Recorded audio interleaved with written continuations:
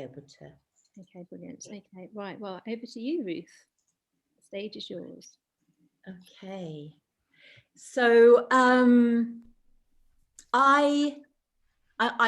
seeing this session both as a way of bringing myself forward a little bit in the group and sharing with you all stuff that I'm interested in, I'm curious about, maybe giving you a flavor of some of the things that I do, and also at the same time to look at something that we're all spending much of our time doing these days, which is sitting. And so it's going to be a combination of a little bit of exploration, movement exploration, and I'm also going to do a short presentation. And if we've got some time at the other end, we'll do a further exploration. But it is an exploration. I'm not teaching. I mean, my way of teaching is not it is through exploration. So we will sort of, I think, once we get going, you'll have a clearer sense of it. What we need to start with, though, is something to sit on, like a chair, but with a firm base, if you've got something like that to hand, and ideally without any arms. So just a chair or a stool. And you don't have to look at the screen for the first bit. You can turn and actually face away. You don't even have to watch me, but I will be doing what I'm inviting you to do in case you need to have a visual cue. But ultimately, there isn't a right and a wrong way. Okay. So if you just like to come and sit, I'm just going to get myself sat. I'm going to sit sideways on, but you don't need to. So just sit in a way that you're comfortable. If you want to switch off your video, you can, so that you can be quite private. And give yourself a moment just to sort of sit and to sit comfortably. So don't sit in the way that you think you ought to be sitting. Can you sit how you'd like to sit, that you're going to be most comfortable sitting right now? And then just close your eyes for a moment. And I'm just sort of like to ask you, you don't need to say anything, but just for yourself, what the word posture means to you. You know, what pictures, what images come up? What does it make you think of? And also in relation to posture, sitting and sitting well, what does it mean to you? You know, is there a good way to sit? Is there a correct way to sit? In your, what immediately comes forward in your belief, in the way you've been socialized, in the way you've been told you need to be sitting or not sitting. So sitting really is a place between, standing and lying. And we spend most of our time sitting, and mostly we're sitting in chairs, and it just becomes a place from which we can do other things, really, or working on computers or eating. So it gives us a better chance to forget ourselves on some level until we bump into the discomfort. So just for a moment, we're going to sort of look at ways we might be able to sort of improve the activity of sitting so that we can feel better, rest better, focus better, come to the end of the day feeling a little more comfortable in ourselves, maybe. So just for now, just feel your contact with the chair. You can close your eyes if your eyes have opened. Or you could just let your gaze softly move around your space. And just notice, where do you have that sense of contact? Is it around your back? What places come forward? Is it around your buttocks?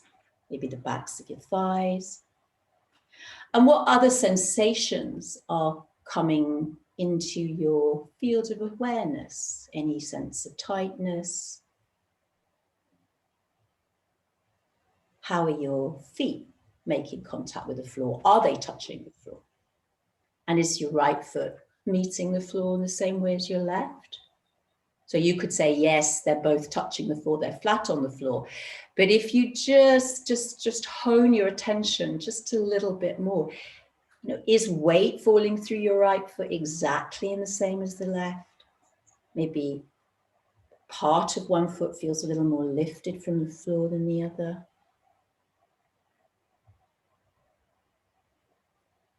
Okay, so shortly we're going to start a little movement exploration. And when we start moving, I'd like to really invite you to take your time, just to pay attention to what you're doing and go slowly. And if you have any discomfort, make the movement smaller and slower, and stop, pause, or rest whenever you need to, so that you can adapt the movements so that you can create comfort for yourself. Okay, so this isn't about copying or creating a shape. And we have this belief that to move and to improve the movement has to be bigger. We have to be able to hold it for longer. This is very, very rife in you know, my field of yoga. But actually, small, slow, micro movement is hugely potent, and it really gets the attention of the nervous system. So when we start moving now, really, you can go as small as you like. So just to start with, can you sort of slide yourself to the front end of your seat so that you're not leaning on the back of your chair? And again, don't try to sit well, just sit in a way that you can at this point in time. And can you have both of your feet flat on the floor? And ideally, you want to have your knees more or less in line with your hips or slightly lower than your hips. So you might need to sit on some books if that's not happening, if your seat is a little too low for you, or you might need to put your feet on books if your seat is a little too high and tall. Okay, and then place your hands on your knees just for a moment. And just press a little into your right foot, as if you were creating a footprint on the floor. So imagine you dipped your foot in paint and you press your foot onto the floor as if to make that even footprint. And then how about doing that with your left? Just one foot and slow, as if you were moving through treacle. So how can you really just soften around your ankle? And as you do this, just notice, are you still breathing as you do this?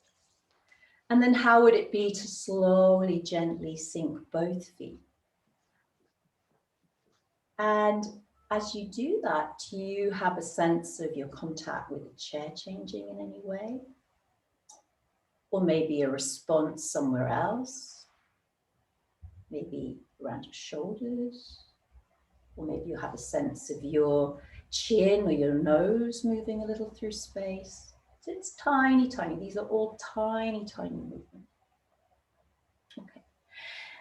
And then leave that and come and bring your hands just for a moment and place them underneath your bum so that you can feel those two sort of bony protrusions there, your sitting bones. And you might want to just wiggle and jiggle a little bit just to get a sense of their shape, the distance between the two as you're sitting. And then if you tilt your pelvis a little forwards, just a little bit, and you'll sort of feel the front rim of your sitting bones.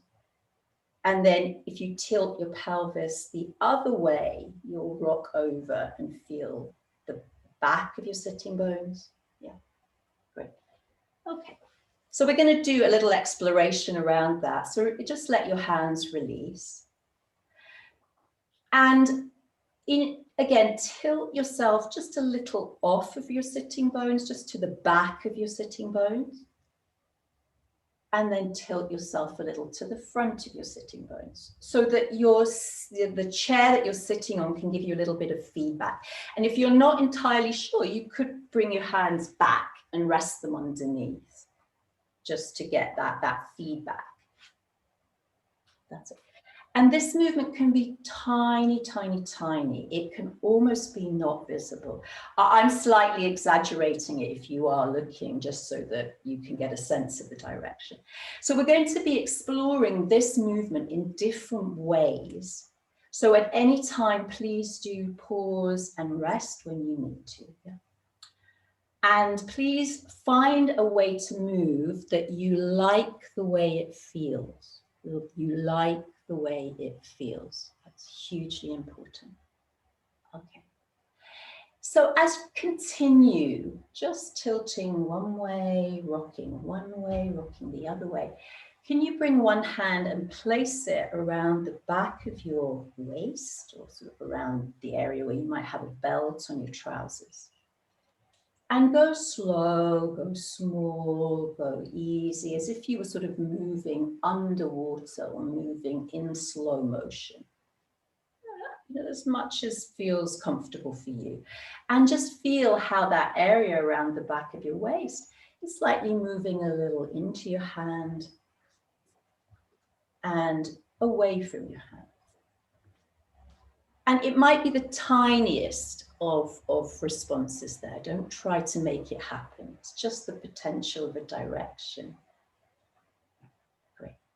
And just notice your breathing as you move. Anytime, bring your hands back. Anytime, stop and pause. And then can you bring your hands and place them somewhere, either around your belly button or somewhere below your belly button. And as you rock forwards, can you let your abdomen move out into your hands? And as you rock back, just let your belly soften. And you might need to slow it down.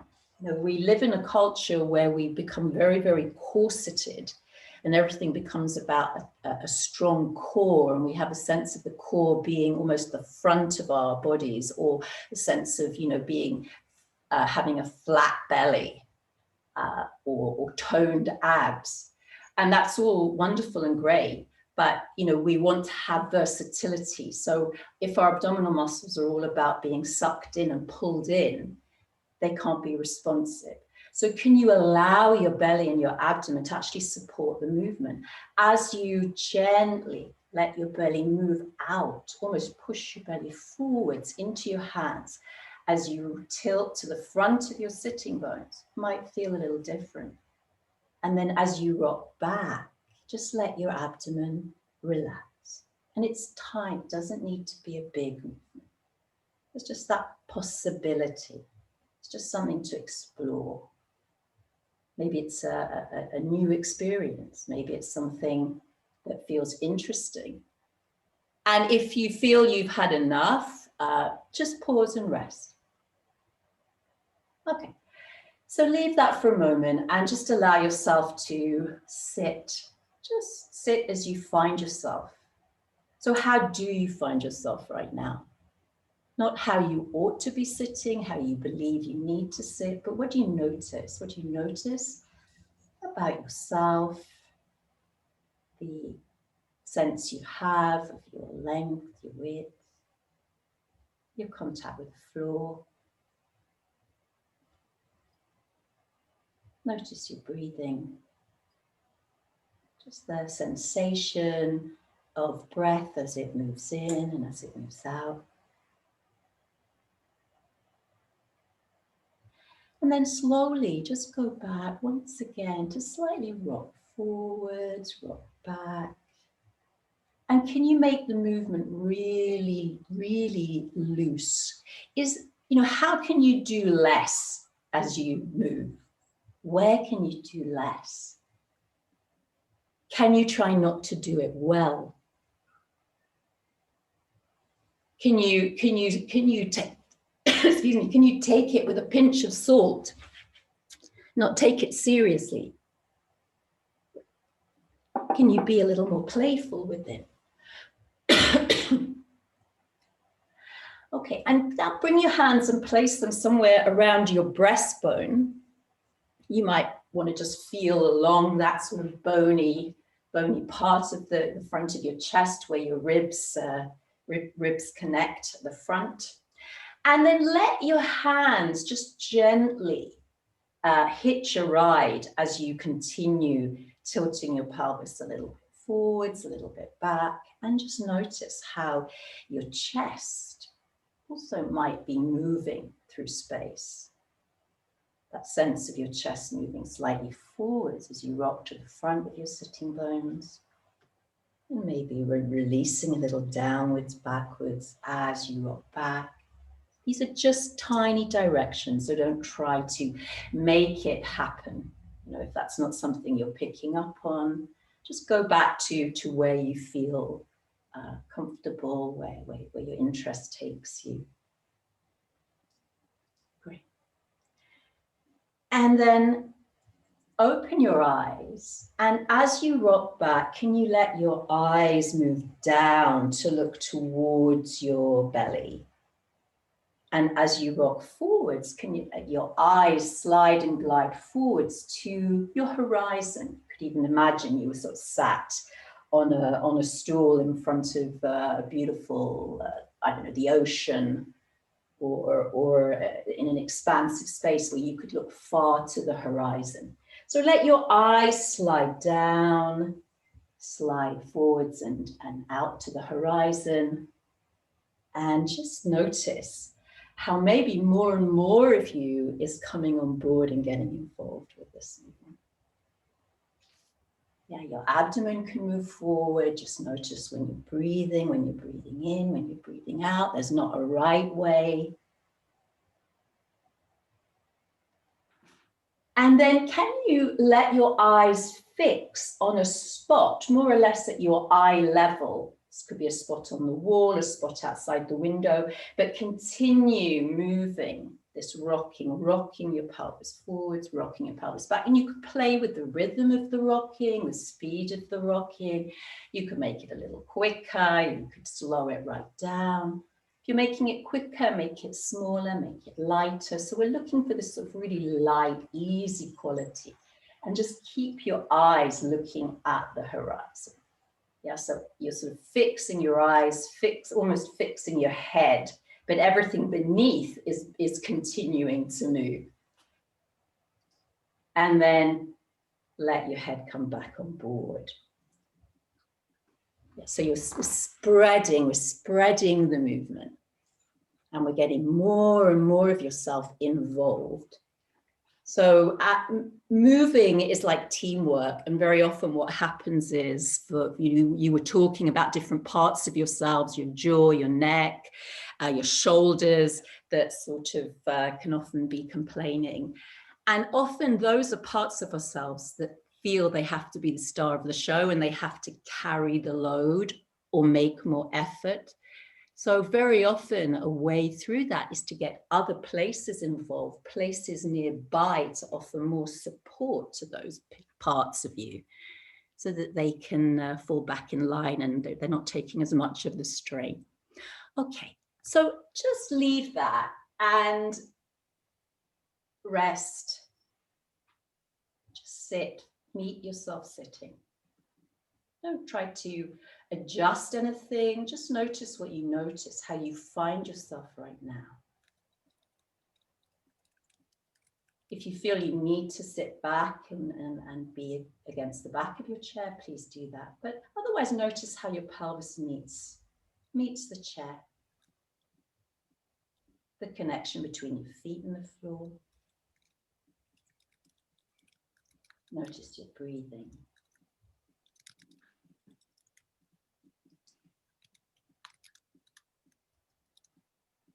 And then very slowly, and if you are at the back of your seat, you might need to sort of come forward for a moment. Go back to pressing just one foot into the floor, the other foot. then both feet, and notice if there's a resonance through the rest of yourself, a desire to respond, an impulse to move, maybe through your pelvis, maybe you have a sense of your shoulders or your chest coming in a little differently, maybe your head. Great.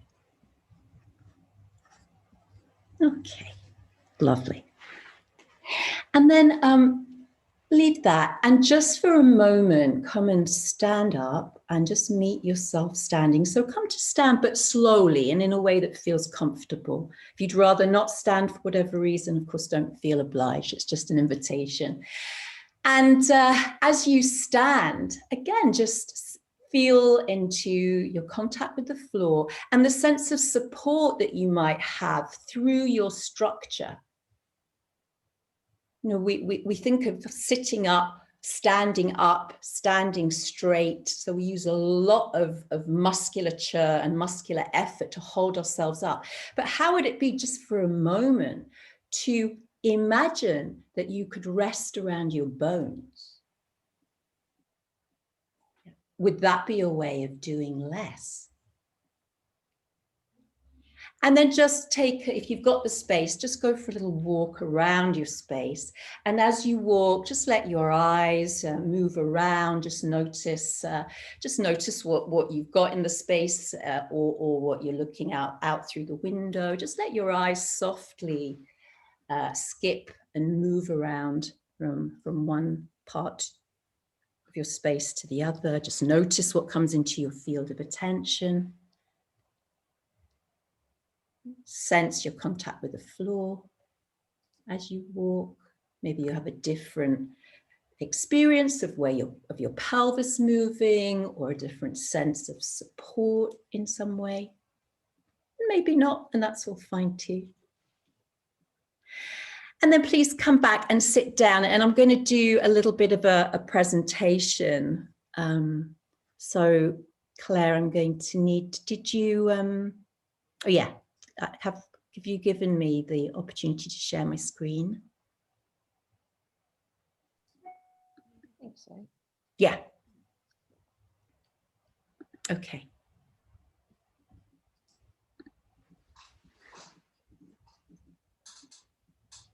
All right, brilliant. Okay. All right. So just give me a sign. Are you all okay? Thumbs up. Yeah. Okay. All right. Good. Thanks. Okay. So movement matters.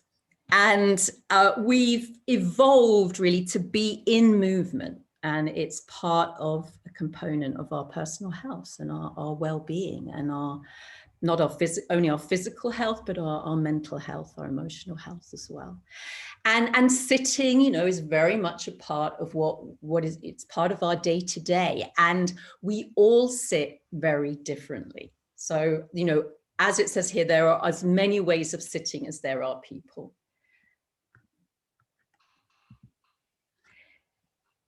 So, as I said, you know, we're constantly moving, we're constantly in movement. Our cells respond to movement. Our systems are designed to be dynamic, to be moving, adjusting, responding, adapting. Think about our respiratory system, you know, our circulatory system, or hormonal system.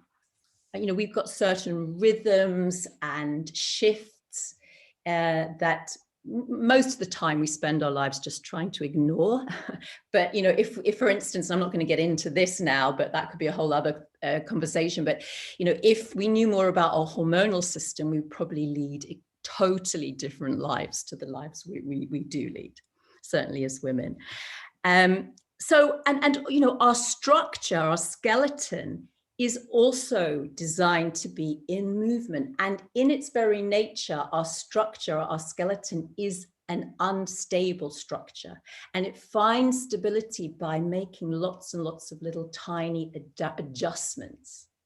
So when we think about balance, or we think about being aligned, or we think about, you know, these are terms which often in our perception are fixed, fixed shapes, fixed positions, but our design is the blueprint of our design is that we be in movement. And even when we're sitting still or standing still or lying down, we are moving. We're breathing. Breathing is moving. You know, our circulation is flowing. We're, you know, our hormones are adapting and adjusting.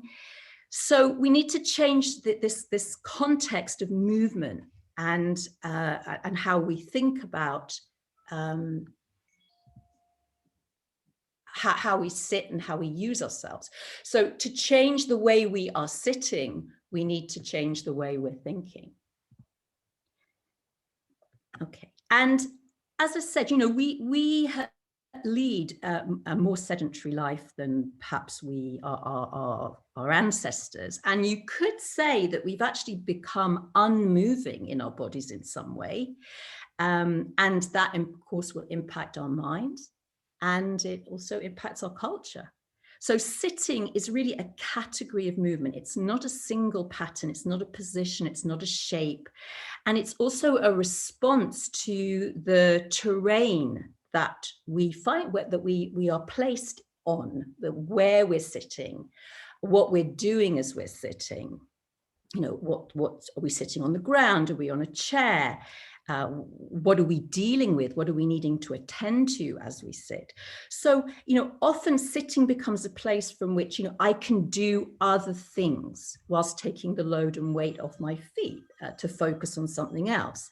And just in the process, the how of my sitting also often goes into the background of my attention. So, you know, that's why I like this picture, because you can just see where most of us are right now in our lives. And, you know, we've outsourced a lot of our movement, need to move.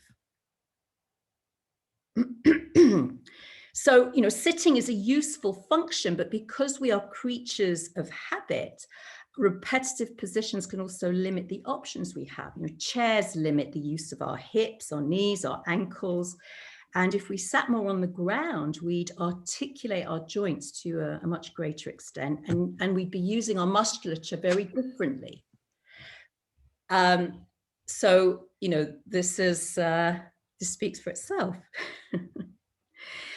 So often the solution that's offered is to stand more, and that can be a great solution. You know, it is a very good option. But also we want to maintain as many options as possible, and changing levels is really, really important. You know, many of us lose the ability to go down to the floor. And I was working recently with a woman, she's in her mid-70s, she's got grandchildren, and she wanted to be able to sit a little closer to the ground so she could play with them. Well, after a few weeks of working together, she's moving right down onto the floor, she's sitting on the floor, she's coming up to standing, and it's effortless.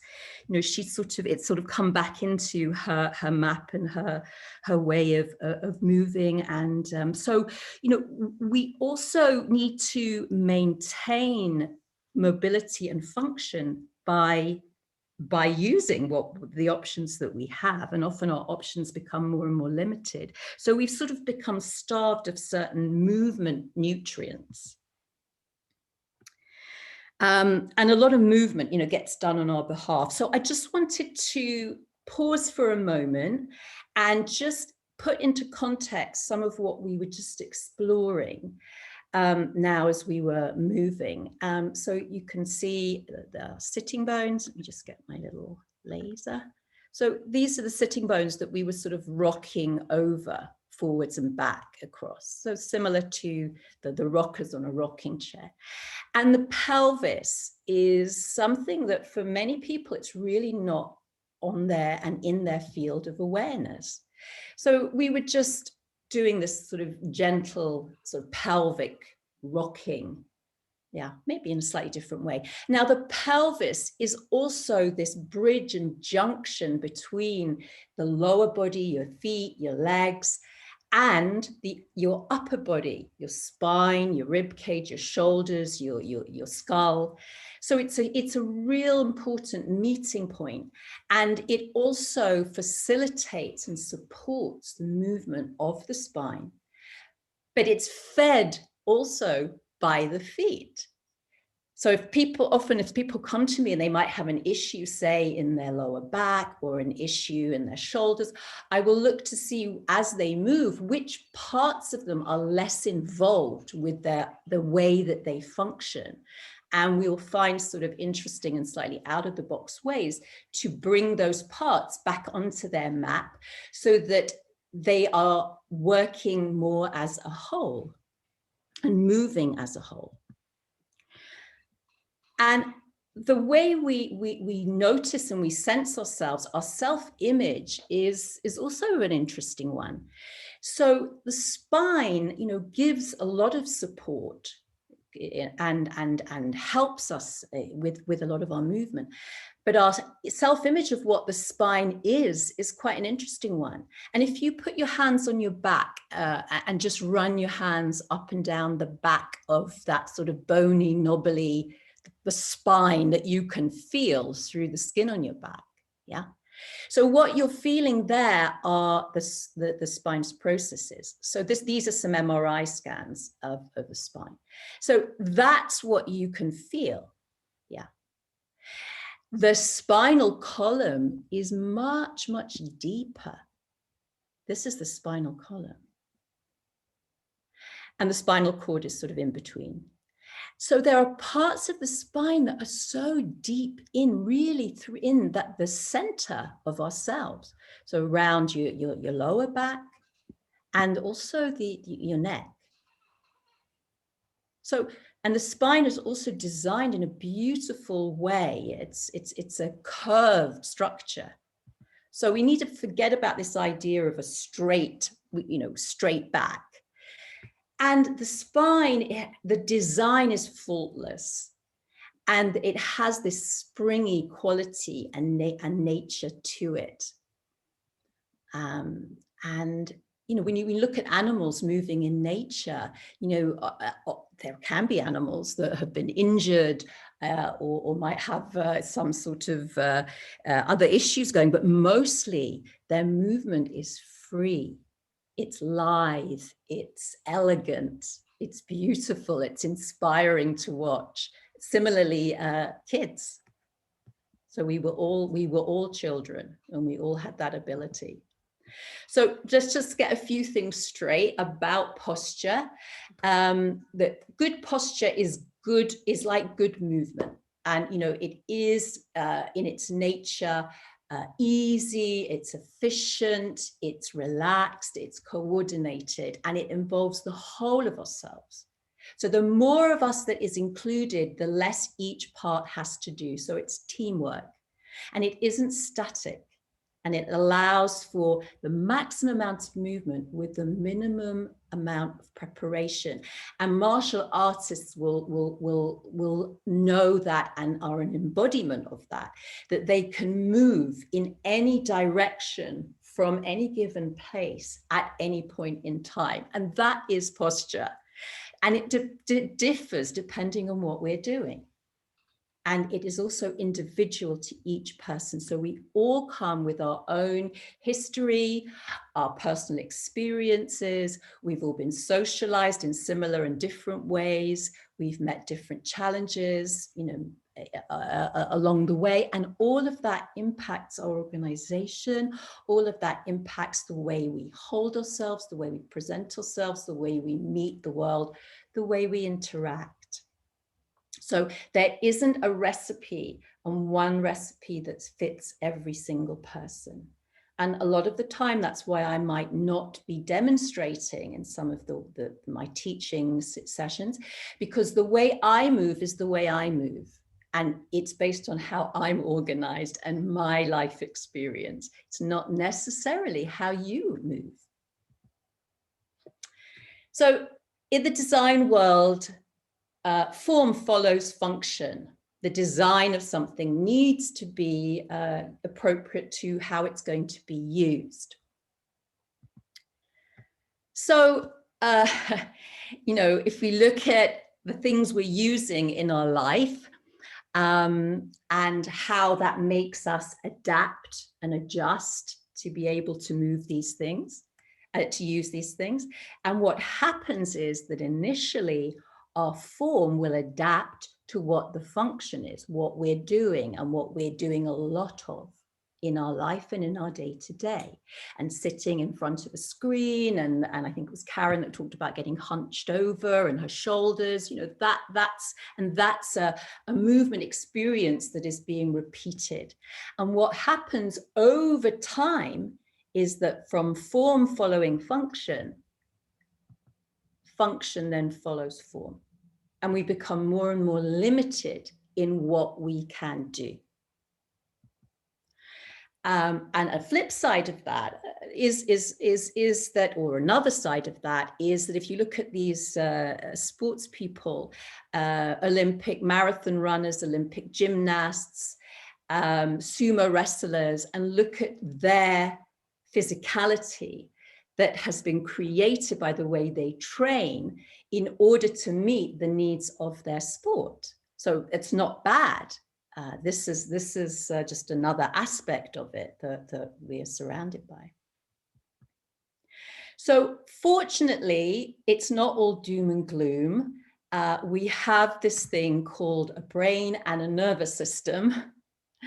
And we constantly have the ability to be learning and making new discoveries and creating new connections that create more possibility. And Kate was talking last week, she sort of brought in this whole idea of neuroplasticity. And the more we repeat, the more the brain will build and create new pathways, neural pathways, and that can create more choice and more options. But if what we're repeating, if we're just, because we're creatures of habit and we're just constantly repeating the same, then we don't necessarily have the possibility of dipping in and out of other options. That's why we want to create a movement diet that is rich and full. And our brains love change. They love difference. So last week we were shifting our attention and we were becoming more aware of sounds around us, of smells around us. And, you know, and that's getting the brain really interested. The brain loves difference and it loves repetition, but it absolutely adores repetition with variation. So how can we change up what it is we do? How can we create a richer playground for our minds and for our senses? And so just coming on to senses and this whole, the need for sensory breaks, you know, if we're spending hours and hours in the day sitting and our attention is getting sucked out of ourselves and into the screens or into whoever, you know, we're meeting with or whatever activity we're doing, it's actually no different. We're no different from children. And as far as children go, in order to develop and sort of cultivate a young child's attention span over time, they need to experience something called rapid vestibular input. And that's really, those are sensations of any sort of change in position or direction. And the vestibular centers and receptors are located sort of around the inner ear area. And the vestibular system is a bit like sort of the brain's traffic controller. And it also, so it sort of, it filters a lot of sensory information that's coming in. And it's a bit like a volume control dial. You can sort of sift through incoming traffic, stimulus, information, and over time we sort of learn to filter it. And it's really crucial for a child's development. Helps them when, you know, to work, to rest, to play. And our vestibular system sort of have a huge impact also on our emotional and our emotional state and our state of focus. And our system needs time out. It needs to break. It needs breaks. So children in a learning environment really do need time to step outside, to have a break, to move around, to tumble, to play, to go upside down, to wriggle and jiggle. Children really can't learn through sitting still. You know, how many times in our times at school did we hear sit still, sit up, sit straight, stop fidgeting? But actually, you know, it's our vestibular system really needing to offload to come back into balance. And we're no different.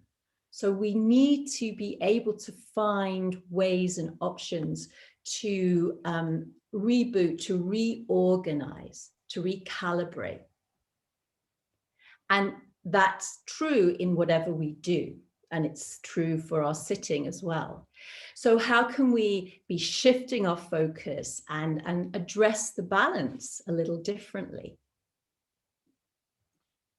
For children, it might be going outdoors, so jumping about in puddles, playing in mud, you know, rolling and tumbling. And we possibly need, you know, that as well, but perhaps, you know, metaphorically in a slightly different way.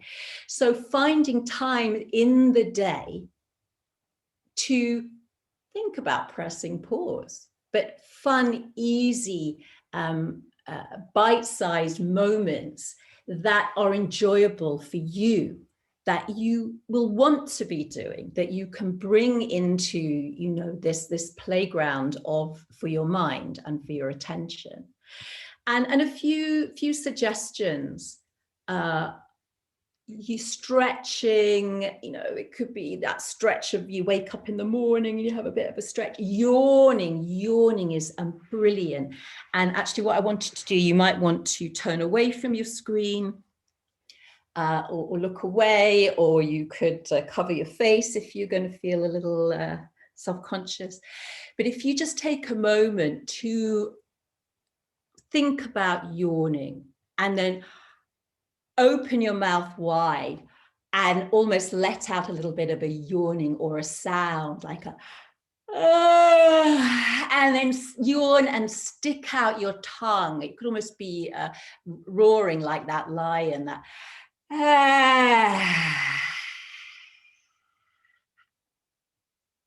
and doing that a few times every so often gets a real interesting way of slightly rebooting your nervous system, your attention, your focus. It's also releasing a lot of the musculature, you know, around the jaw, the head, the neck, which can be the eyes.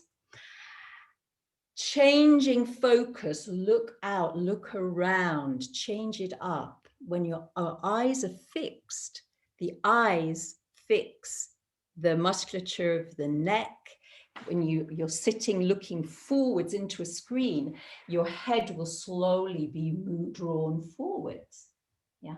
So shift where you're looking, let your eyes move around. Also, if your eyes are feeling tired, you could lightly palm your eyes by just placing the palms of your hands and the heel of your hand gently just under your eyes, and cover your eyes so you're blotting out the light. And you could even just let your head rest into your hands, or you could bring your elbows onto the table in front of you and slowly allow the weight of your head to settle and to rest and to soften around your jaw, to soften into your mouth space. You could really take a little time out that way as well.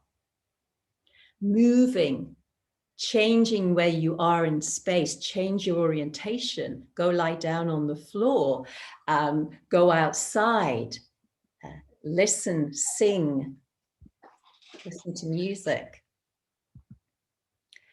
Do something completely different. Yeah. something fresh, something that will refresh and will enliven your nervous system. And also get creative in how you are sitting. Are there ways that, can you think about how your environment can support and serve you a little differently? And there are lots of interestingly designed chairs, and there isn't one chair that will meet the need of every single person. Some people will say, we'll have a chair where you can be sitting actively. Others will say, we'll have a chair where you're just, sitting on a stool like the one I've got. And it'll also depend on what your history is. So there isn't one thing fits all, but get creative. And the other thing I just wanted to leave you with is that we do live in this sort of culture of correction, particularly around how we move, the idea of a right way or a wrong way. And often it is important to have some rehabilitative therapy, or physiotherapy, osteopathy, chiropractic. All of that can be really useful. And sometimes you can get in a little bit of a loop with it, because ultimately the source of the issue can often be how we are using ourselves. And so once you get a little more on board and familiar, and many of you were talking about areas that are the areas in your body that seem to be the areas that shout the loudest. Once you get a little more interested in what you notice yourself doing, if you find yourself sitting or slouching, and then the impulse will be to correct it, to go the other way. Yeah. So I'd like to just suggest that perhaps you could pause for a moment, notice what you're doing, and then slowly, very delicately and very gently do it more. Yeah, so you move into your pattern. And then you notice and sense what changes for you, maybe with your breathing, maybe with tightening somewhere. You flag it up to your nervous system more, and then you let it go. So you're not correcting, but you are giving your nervous system a little heightened experience of it, and then you let it go. And on letting go, you're creating new possibility and new option. So, I would say if anyone's doing things with their jaw, look at the picture of Obama here, I would say if you're going to intensify that, you go very gently. It's very, very delicate. Doesn't need to be big. It can be just a little minute additional something. Yeah, otherwise he'd be biting into his lip and drawing blood. So, yes, move more. Yes, bring in more possibilities. Yes, create a richer playing field for yourself. It's not just about moving more, though. It's about moving smarter and moving with more ease. And most importantly, more joyfully. So maybe you can bring some of these ideas, some of this into getting curious about noticing yourself as the day progresses, how you're sitting, what changes in your sitting, maybe following the impulses to take a little rest, a breather, to reboot in some way that is enjoyable. Try things out, be creative, experiment, explore. There isn't a recipe that's going to fit and suit everybody. And, it's very easy to be told, I need to relax more. But first of all, there are different doorways into relaxing, and it's not going to be the same for everybody. And talking about this Zen-like way of being, well, a Zen-like way of being could also be a momentary excitement and delight in watching a blue tit. I'm just looking out the window. There's a blue tit on my car looking at itself in my side mirror. That for me is like a moment of delight. That is refreshing my nervous system. That is then bringing me back into life from a different perspective. Thank you. Any questions or thoughts or ideas? I haven't looked at the chat. Thank you, Ruth. That was brilliant and so well put over. So well done for stepping up. It was really, really insightful. And I think there's a tendency for, like to put this kind of stuff on one side and, like it's so important. So I think, to bring awareness to it. And I want to thank everybody who's stayed to the end as well, because sometimes if it's sexier, like, yay, let's how we market this or something, there's that intention, like, yeah, we're going to stay there. So I'm proud of everybody who's been able to stay to the end to, this new perspective. So thank you, Ruth. Anybody else like to say anything? Just a huge thank you, Ruth. That really was lovely. And you just brought that beautiful style that you have. I said to you the first time I met you that you have this wonderful grace, but you actually shared it with us in the way that you talked and allowed us to share it. So I thought it was beautifully done and really enjoyed it. Thank you. Thank you, Kate. That's really touching. Come and live with me. You might not be saying that.